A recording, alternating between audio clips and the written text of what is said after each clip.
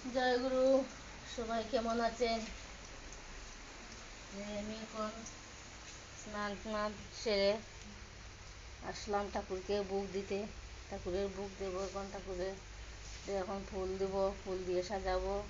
চন্দন দিলাম, পিষলাম, তুলসী পত্র দিলাম, সব কিছু দিয়ে ঠাকুরকে আজকে এই সামান্য কিছু ফল আম দিয়ে বুক দিব। এই পর্যন্তই আজ ঠাকুরকে দেব।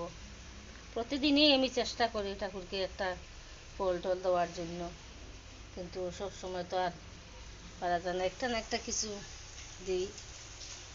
তাই এটাই যে মানুষের, আমরা যে মানুষ, আমরা আমরা যাই খাই না কেন ঠাকুরের জন্য আমরা কিছু একটা ফলমূল আনলে কিছু আমরা সাথে সাথে আমরা এটা একটু আগলাইয়ে রাখি ঠাকুরের জন্য।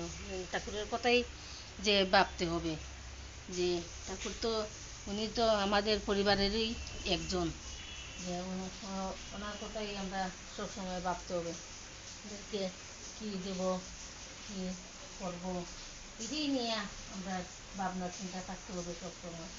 ঠাকুরকে আমরা কীভাবে সাজাবো, কীভাবে ঠাকুরকে আমরা ভোগ দেবো, কীভাবে ঠাকুরের আমরা যত্ন করবো, তাই এইসবই আমাদের মাথায় সবসময় থাকতে হবে।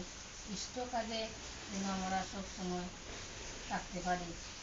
তাই সবাই যেন এইভাবেই যেন ঠাকুরকে নিয়ে মাথায় নিয়ে চলবেন। জয় গুরু। সবাই ভালো থাকবেন।